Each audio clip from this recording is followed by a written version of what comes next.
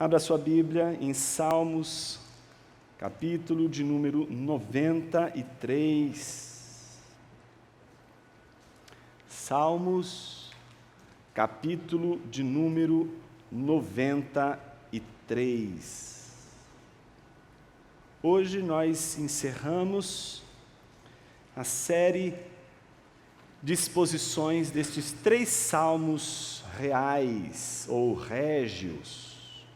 E vamos terminar com o 3º salmo, que é este que nós acabamos de anunciar, Salmo 93. São 5 versículos, diz assim a palavra de Deus: Reina o Senhor, Ele se revestiu de majestade, o Senhor se revestiu de poder e se cingiu. Firmou o mundo que não vacila.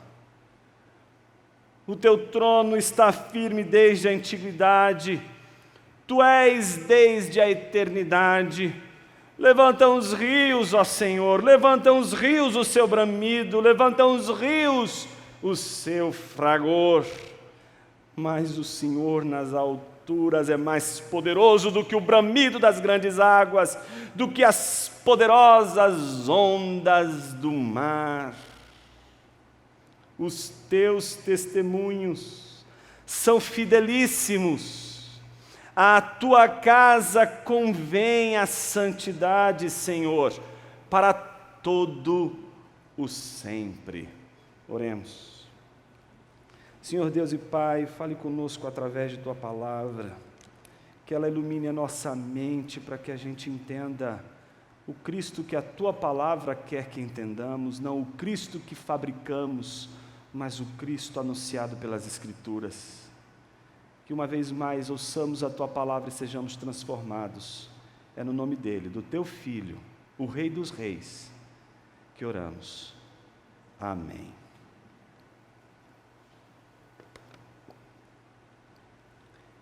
É mais seguro ser temido do que amado quando você tem que escolher entre ser temido e ser amado. Quem disse isso foi Maquiavel, no livro chamado O Príncipe, o manual de cabeceira dos políticos brasileiros. O manual também de alguns pastores, o manual de alguns líderes de empresa, de CEOs, alguns pais de família, alguns maridos.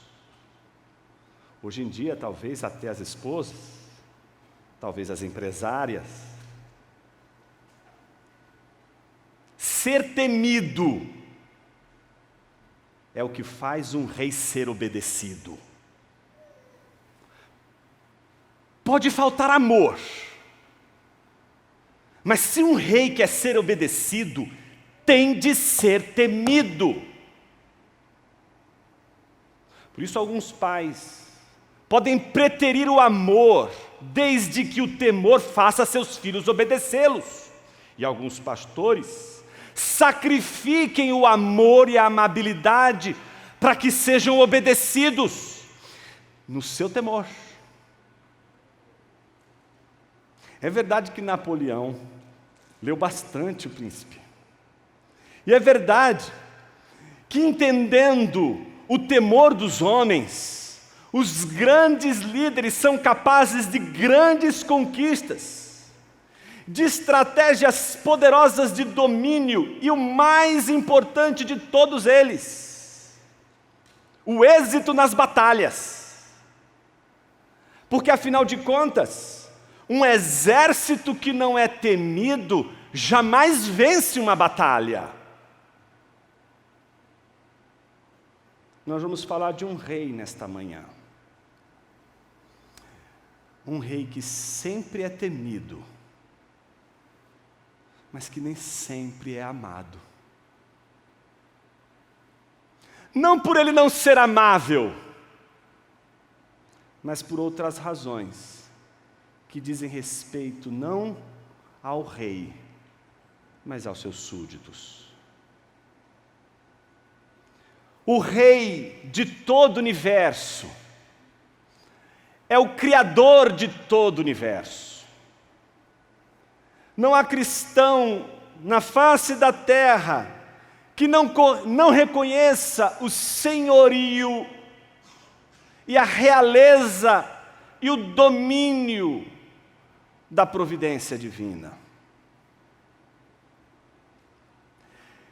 Um texto como esse que acabamos de ler, no mínimo deveria nos fazer perceber que não falta razões para temer o Senhor.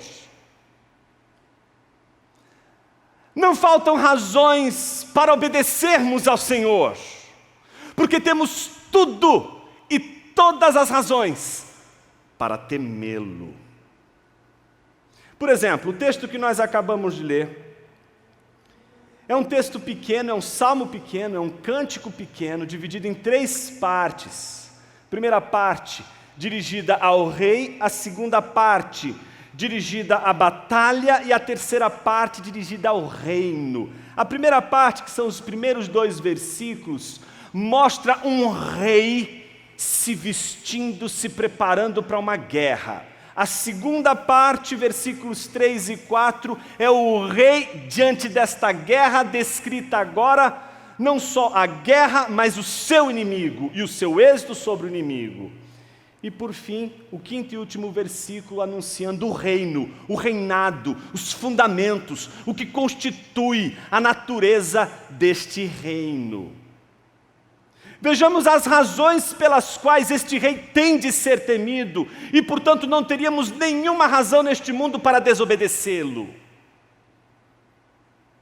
Versículos 1 e 2 apresentam 2 proclamações. A primeira proclamação é uma proclamação sobre o rei. É uma proclamação, uma declaração sobre ele. E o que se declara sobre este rei? Que ele é Yahvé, que ele é Senhor, ele é o Eu Sou, e o Eu Sou, o Senhor, reina. Não é reinou, não é reinará, é reina. A declaração é feita a todos os povos, tribos, nações e em especial aos súditos deste rei. É para os súditos e todos os povos, tribos e nações a declaração que rompe o tempo dizendo: o Senhor reina.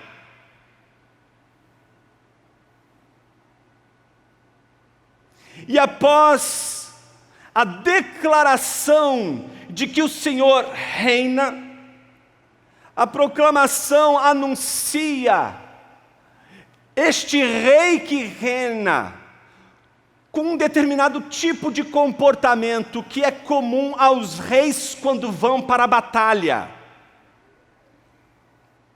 3 atitudes se apresentam de maneira muito clara nesta declaração primeira sobre o rei. Primeiro, o rei se reveste de majestade e poder. Não há ninguém vestindo este rei. Não há súditos vestindo o rei da sua majestade e do seu poder. Não há ninguém, não há ser, não há criatura que vista, que revista este que reina com vestes de majestade e de poder. Não encontrando nenhum súdito capaz de vesti-lo de majestade e poder, ele encontra a si mesmo como o único capaz de vestir a si mesmo de majestade e poder. Ele não só é majestoso e poderoso, mas ele mesmo se reveste de majestade e poder. Segundo, ele se cinge. Cingir aqui é apertar o cinto, mas é apertar o cinto no sentido de prestar atenção se todos os elementos da armadura, se todos os elementos das vestes da guerra estão bem ajustados. Ele está buscando então a firmeza necessária que diz: estou pronto, vamos para a guerra. Ele cinge, ele se prepara, portanto, para a guerra. não somente é um rei que se veste de majestade e poder e se cinge, está preparado para uma guerra, como este rei é anunciado por este que proclama como um rei edificador. Ele não é só um rei majestoso e glorioso, poderoso, ele não é só um rei guerreiro, ele é um rei que lança fundamentos, ele é um rei que edifica, ele é um rei arquiteto, ele é um rei criador. A terceira ação na declaração primeira deste que anuncia o rei é a de que ele firmou, edificou o mundo. Tudo que o rei edifica, tudo que o rei firma, não vacila. Se o mundo está do jeito que está e permanece a despeito das quedas e dos fins dos reis, tronos, principados e potestades, é porque este mundo não foi fundado e firmado por qualquer rei terreno, mas foi forjado, edificado e fundamentado por este rei que se reveste de majestade, de poder e se cinge para uma batalha. É Ele que lançou as bases do universo, é Ele que lançou as bases que edificam todo o universo, e por isso o universo não vacila, por isso o universo não titubia, por isso o universo acompanha o seu ato obedientemente. O universo inteiro teme o rei que não apenas guerreia, mas o rei que edifica.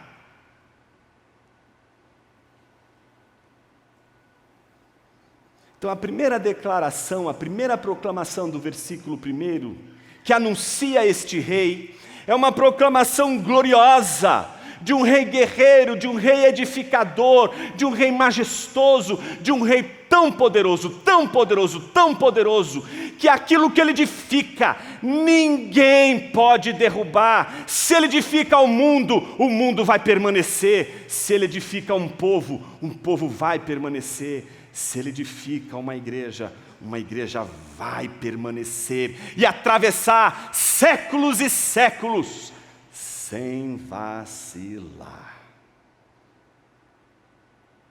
Mas o rei que é proclamado, não é só proclamado àqueles que agora estão ouvindo este arauto que fala sobre o rei.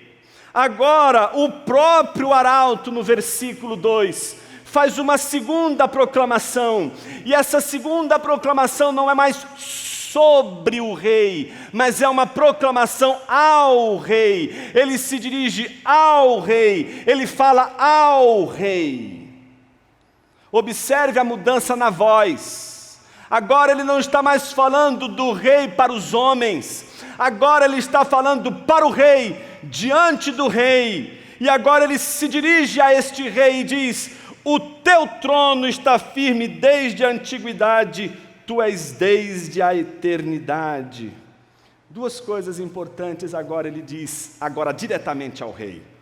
Ele reconhece na sua proclamação ao rei, que este rei tem um trono que foi sempre seu, desde a edificação do mundo. Não é o trono de Davi, não é o trono dos reis deste mundo, é o trono, o único trono, do único rei que pode se assentar neste trono, que é o trono do universo, o trono que foi edificado por Ele mesmo, um trono que só pode ser sentado por Ele, um trono que só pode ser governado por Ele, um trono que pertence única e exclusivamente a Ele. Ninguém senta neste trono, ninguém pode ocupar este lugar é inalcançável, este trono não é alcançado por ser humano algum, por anjo que seja, este trono pertence única e exclusivamente a este, que desde o início, desde a antiguidade, desde sempre é rei.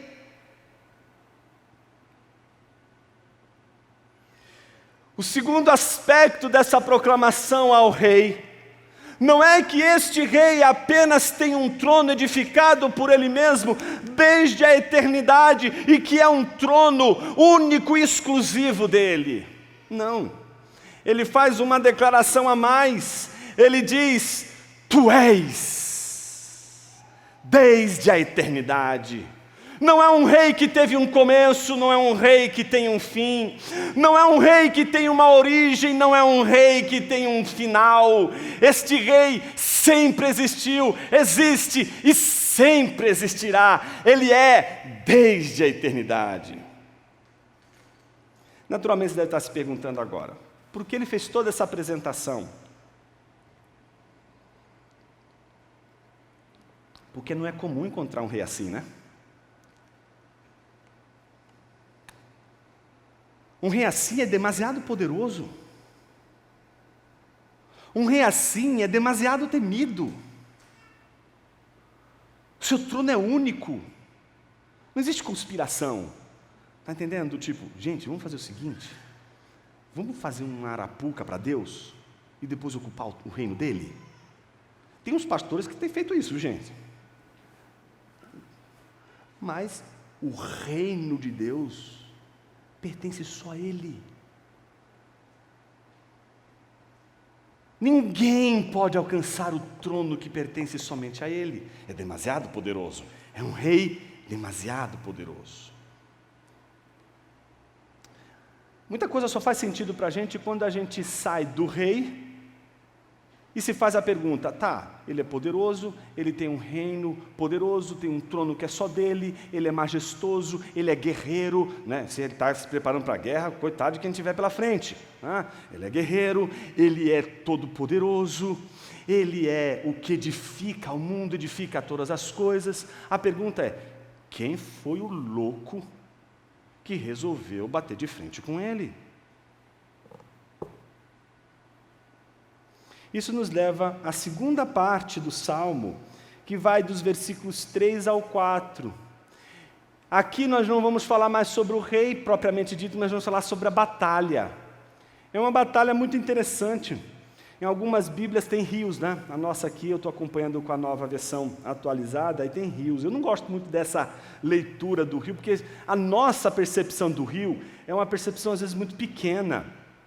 E aqui a imagem é diluvial, aqui a imagem você tem que pensar num tsunami, tá? Você tem que pensar nas muitas águas, tá certo? Você tem que lembrar daquele dilúvio lá de Noé, é daquelas águas que a gente tem que se lembrar aqui, é daqueles movimentos da natureza, daqueles movimentos destruidores, avassaladores, é disso que a gente está falando. E todas as vezes que a gente lembra dessas coisas, a gente precisa entender por que a Bíblia está usando esses termos para se referir, por exemplo, às águas, às muitas águas tão poderosas, capazes de engolir um território, capazes de devastar um continente, capazes de separar terras. Mas por que eles estão usados aqui? Por que eles aparecem aqui? A batalha, tal como ela é descrita pelo arauto, ela é descrita no versículo 3, apresentando o inimigo em seu levante. É o levante do inimigo. Ele vai apresentar como esse inimigo se levanta. Quem é esse inimigo? Que tipo de inimigo é esse que se levanta contra o rei? Quem é este que se revolta contra Deus em desobediência? Então, em primeiro lugar, o arauto vai apresentar o inimigo para a gente. Quem é esse inimigo? As muitas águas. Deixa eu fazer uma nota de rodapé bem rapidinho aqui. Quando a gente lê os salmos dentro do contexto daqueles que seriam os destinatários, aqueles que estão ouvindo, lendo o salmo pela primeira vez, muitas coisas fariam sentido para eles que para a gente talvez não faça. Por exemplo, a gente não está muito acostumado a pensar a religião cananeia. Não é? Se eu falar, por exemplo, Dagon, você vai saber quem é Dagon. Mas você conhece o filho de Dagon? Conhece.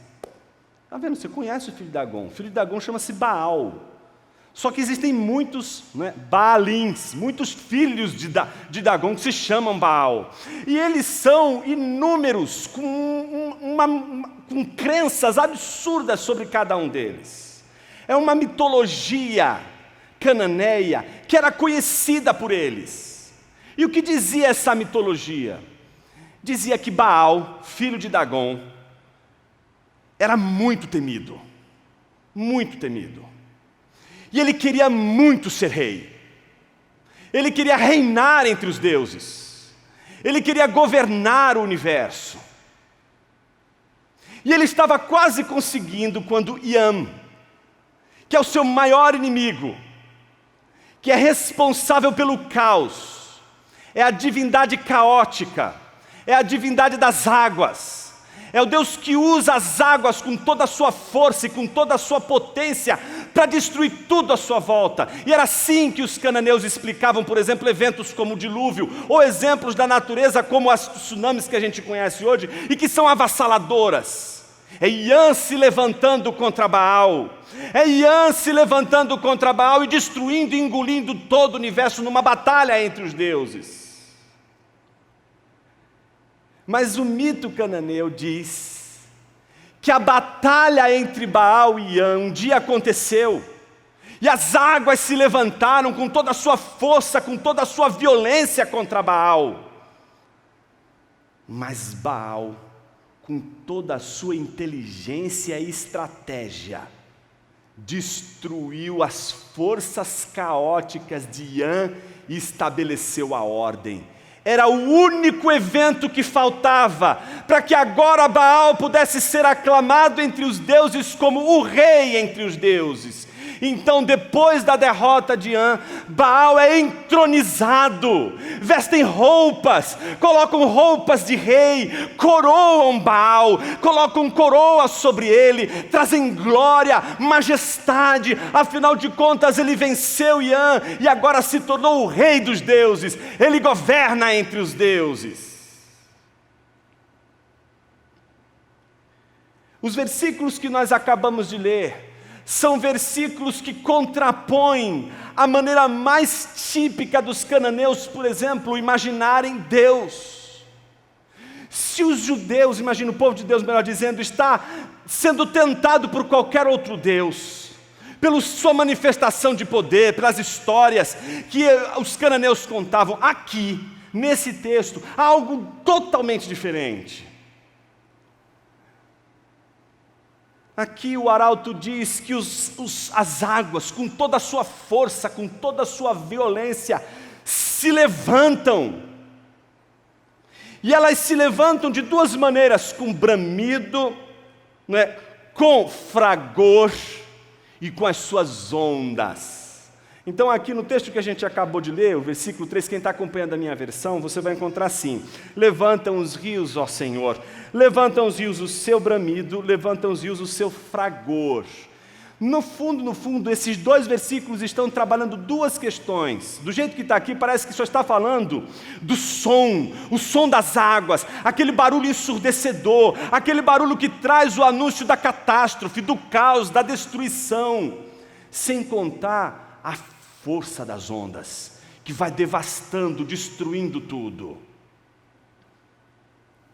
A Bíblia diz que os rios, as águas volumosas, com grande alarido e violência, se levantam. Mas o versículo de número 4 mostra o anúncio que o arauto faz sobre Yahvé, sobre este Deus que reina, sobre esse Senhor que reina. Observe o que ele diz: mas o Senhor Altíssimo, o Senhor nas alturas, aquele que ninguém alcança, aquele que tem um trono que ninguém pode tomar, aquele que tem um poder que ninguém pode ter, aquele que tem a majestade que ninguém pode ter, porque não foi homem, nem outro Deus, nem outro ser, nem outro anjo que lhe vestiu de majestade, de poder, que não tem a sua inteligência e o seu poder para edificar. Tem, é este que se levanta e é mais poderoso do que o bramido das águas, do que a força das ondas dessas muitas águas violentas. Ou seja, o que ele está dizendo é que é mais temível o poder deste Deus poderoso do que o Deus mais temido entre os cananeus, que é Iam. Ele é o mais temido, porque ele tem todo o poder sobre inclusive aquilo que mais os homens temem.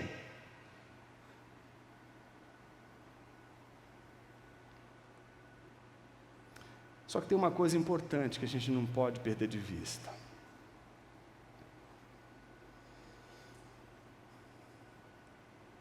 Baal, segundo o mito cananeu, venceu Ian e foi coroado, foi entronizado, passou a ser rei. Este que o arauto anuncia, não se tornou rei ao derrotar o rio com toda a sua força e com toda a sua violência. É o contrário, é porque ele é rei altíssimo que ele derrotou as muitas águas. Ele não derrota as muitas águas para ser rei, é porque ele é rei e o único que tem todo o poder, que ele derrota as muitas águas.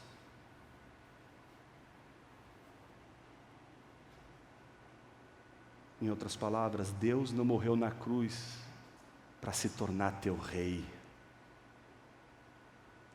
É porque ele é rei que ele morreu na cruz. E isso nos leva ao terceiro e último ponto.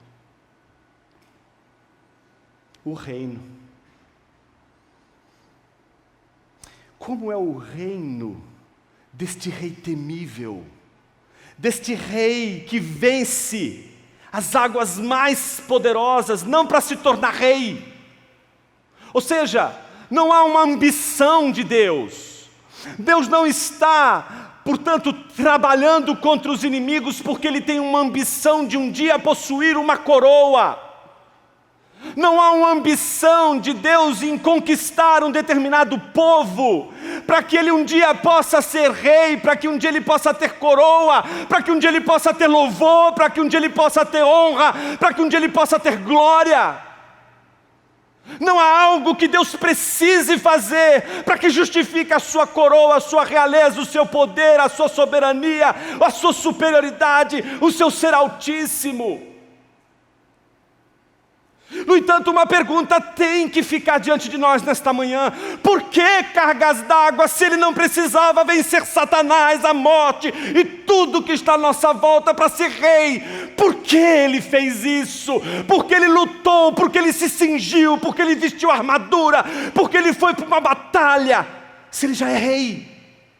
Se com essa batalha ele não conquista nada do que ele já tem? Quem de nós já não pertence a Ele desde sempre? Que parte deste mundo já não é dele? Se o inferno lhe pertence, se os céus lhe pertencem, o que não mais pertenceria a Ele, o que ele precisaria fazer para ter aquilo que ele já tem?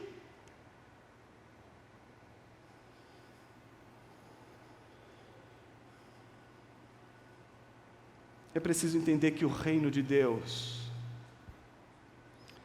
não é construído pelas mesmas ambições dos homens, não é edificado pelo amor à coroa. Os homens amam a coroa, eles são capazes de abrir mão do amor para terem domínio sobre a coroa.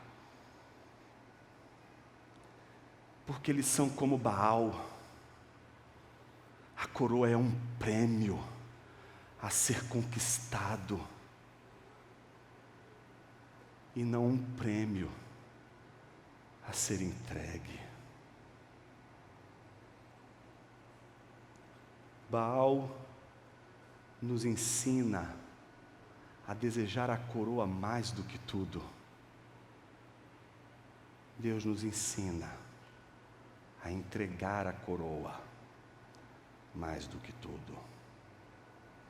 Isso só é possível porque o seu reino não é pautado na ambição e não é pautado na vontade de poder. É pautado na fidelidade e na santidade. E estes são os dois últimos pontos que o arauto diz em sua oração a Deus. Versículo 5: os teus testemunhos são fidelíssimos, a tua casa convém a santidade, Senhor, para todo o sempre. 3 coisas importantes são ditas nesse último versículo, que encerra com a apresentação deste reino, os fundamentos deste reino, sob qual base esse reino é edificado. Em primeiro lugar, o reino de Deus é edificado por um rei guerreiro, por um rei edificador, mas por um rei fiel. A fidelidade é o fundamento do reino de Deus. A palavra de Deus nos diz que os testemunhos dele são fidelíssimos, que a palavra de Deus é fiel. Os reis falham em suas palavras, os poderosos deste mundo falham em sua palavra, mas o Rei Todo-Poderoso jamais falha em sua palavra. Segundo, o seu governo, a sua casa, não precisa de CPI. Vou tomar uma água. Não precisa. Porque a casa de Deus, o governo de Deus é santo. O governo de Deus não admite corrupção. O governo de Deus não aceita a corrupção. No reino de Deus, a corrupção está banida, porque o rei é santo, o seu reino é santo, e os seus súditos têm de ser santos. E terceiro, a eternidade caracteriza o seu reino. Todos os reinos deste mundo passarão, mas o reino de Cristo Jesus jamais passará. O reino de Deus jamais passará. Por isso podemos terminar a leitura lembrando o primeiro versículo, o primeiro anúncio: o Senhor reina. Mas aí a gente tem um problema agora. Tá, o Senhor reina. O que isso significa para mim, Jonas? Eu tenho alguma vantagem de ser súdito? Quais são as vantagens de ser súdito deste rei? Imagine que estamos para começar o advento aí, né? E se existe uma imagem que não pode escapar da nossa visão, é a da luz vinda ao mundo, na pessoa de Cristo Jesus, embalado por uma mulher em seu colo, numa estrebaria, deitado numa manjedoura, o Rei do Universo. Essa imagem, ela deve nos fazer de alguma forma pensar: que tipo de rei é esse? Um rei que quer ser temido, mas que ao mesmo tempo, quando vem ao mundo, vem exatamente numa figura humana, e quando nasce, é colocado exatamente numa manjedoura. Que rei, que precisa ser temido, se apresentaria ao mundo desta forma? É verdade que quando ele cresce, se desenvolve, e depois da tentação, que é o seu estado probatório, inicia o seu ministério na Galileia, ele é tentado de muitas formas, mas ao mesmo tempo os milagres e os sinais o acompanham. Como Mateus capítulo 8, versículos 23 a 27 nos dizem, ele estava com os discípulos no barco, por exemplo, ele estava dormindo, não estava ouvindo ainda o sossegai da semana passada, mas ele estava dormindo, no meio de uma tempestade. Ele estava descansando, enquanto os discípulos estavam apavorados.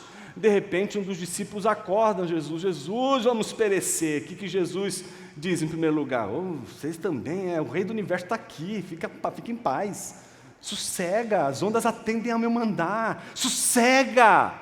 Aí ele olha para o vento e para o mar e diz: sossega, o vento e o mar sossegam. Eles olham um para o outro e dizem: quem é esse que até os ventos e o mar o obedecem?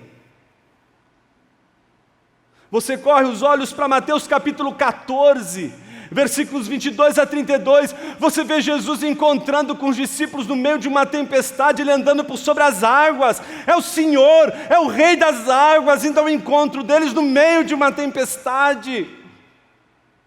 Um deles diz: quem é que está aí? Ele diz: eu sou. É exatamente a frase grega que traduz Yahvé. Jesus diz apenas: eu sou. E quando ele reconhece que se trata de Jesus, ele diz: se tu és o Cristo, manda-me ter contigo por sobre as águas. E Jesus simplesmente diz: vem. Ele sai do barquinho, vai em direção a Jesus, começa a afundar. Jesus o socorre, leva ele de volta para o barco.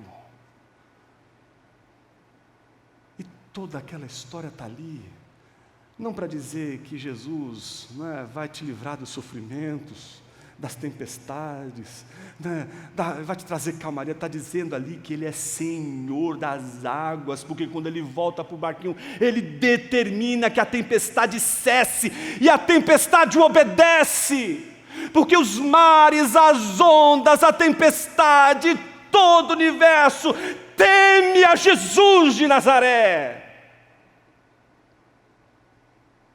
E por isso obedecem ao seu comando, obedecem à sua ordem.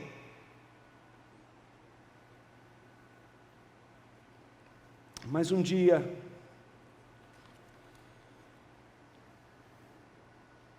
esse rei, que domina o vento, que domina o mar, que domina os céus, que domina a terra, que andou entre nós, ele foi condenado à morte. Mateus, capítulo de número 27, versículo 27, diz exatamente o seguinte: quando os soldados prendem a Jesus, a guarda romana, logo a seguir, soldados do governador levam Jesus para o pretório, reuniram em torno dele toda a tropa, tiraram a roupa de Jesus, não vestiram roupa, não colocaram roupa nele, foi o contrário, tiraram as suas vestes, e ao invés de vestir roupas que deveriam ser dignas do Rei Jesus, vestiram com um manto escarlate que imita o manto de um rei, teceram uma coroa de espinhos, puseram na cabeça dele, colocaram um caniço na sua mão direita, ajoelharam-se diante dele, zombavam dizendo: salve, Rei dos Judeus! E cuspindo nele, pegaram um caniço, batiam na sua cabeça, e depois de terem zombado dele, tiraram-lhe o manto e o vestiram com suas próprias roupas. Então levaram para ser crucificado. Você corre os olhos para o versículo 37 e diz: por cima da cabeça de Jesus puseram por escrito a acusação contra ele. Este é Jesus, o Rei dos Judeus.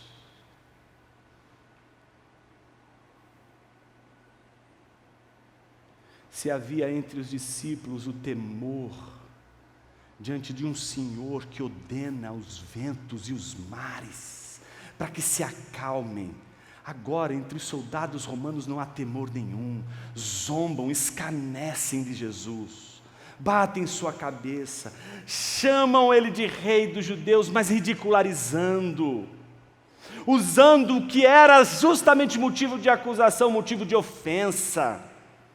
Não há temor. Sabe por quê? Porque é difícil olhar para Jesus e acreditar que Ele nos ama, e ao mesmo tempo é o Rei do Universo. Porque não é fácil, como diz Apocalipse, sobretudo 19, não é fácil você justapor o cordeiro e o leão. A gente quer o leão, e a gente precisa do leão o tempo todo para andar na linha, porque o leão nos mete medo, o leão aterroriza, O leão nos faz obedecer pela sua força, nos faz obedecer pelo seu poder, pela sua supremacia, porque ele tem na sua coxa e nas suas vestes escrito: Rei dos Reis. E isso nos faz temer. Mas como temer um cordeiro? Como obedecer um crucificado e um humilhado? Como obedecer a Jesus nas condições em que ele se encontra? Parece que nem os discípulos conseguem oferecer uma resposta a essa pergunta. Porque no momento em que Cristo está diante deles sendo levado para ser crucificado, são as sombras do seu esconderijo, não o esconderijo do Altíssimo, mas as suas próprias sombras. O grande desafio de um cristão não é entender que Deus é todo-poderoso, que Deus é um leão, é entender que é necessário obedecer o Cordeiro, que é necessário obedecer o Cristo que ama, o Cristo que morre na cruz, como Deus Todo-Poderoso que também ama e que também está comprometido com toda a obra da salvação.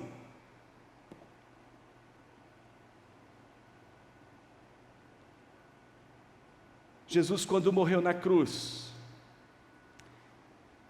ele fez o que talvez nenhum rei faria. Ele fez o que só ele poderia fazer. Porque sendo todo-poderoso e tendo todo o poder, só assim ele poderia fazer o que ele fez. Como diz Paulo em Filipenses, não julgando por usurpação ser igual a Deus, antes a si mesmo se esvaziou. Nós não sabemos o que é isso, meu irmão. Não sabemos. Você consegue saber o que é obedecer a Jesus. Você consegue saber o que é ser obediente. Você não consegue imaginar o que é ser o rei do universo e ao mesmo tempo não julgar por usurpação ser o rei do universo e se submeter à humilhação de cruz. E a pergunta continua: por qual razão?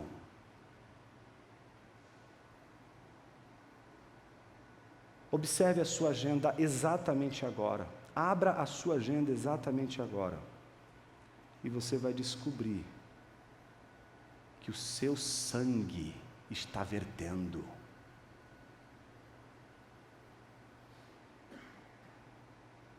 A pergunta é: por quê? Para quê?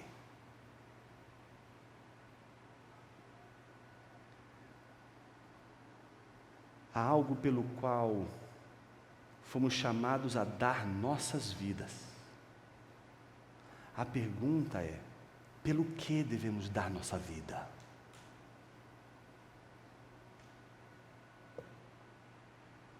Pelo quê? Qual é a coroa que está brilhando diante de você? Qual é o cargo que está diante de você, que você está olhando e diz assim: isso está brilhando para mim, eu quero isso.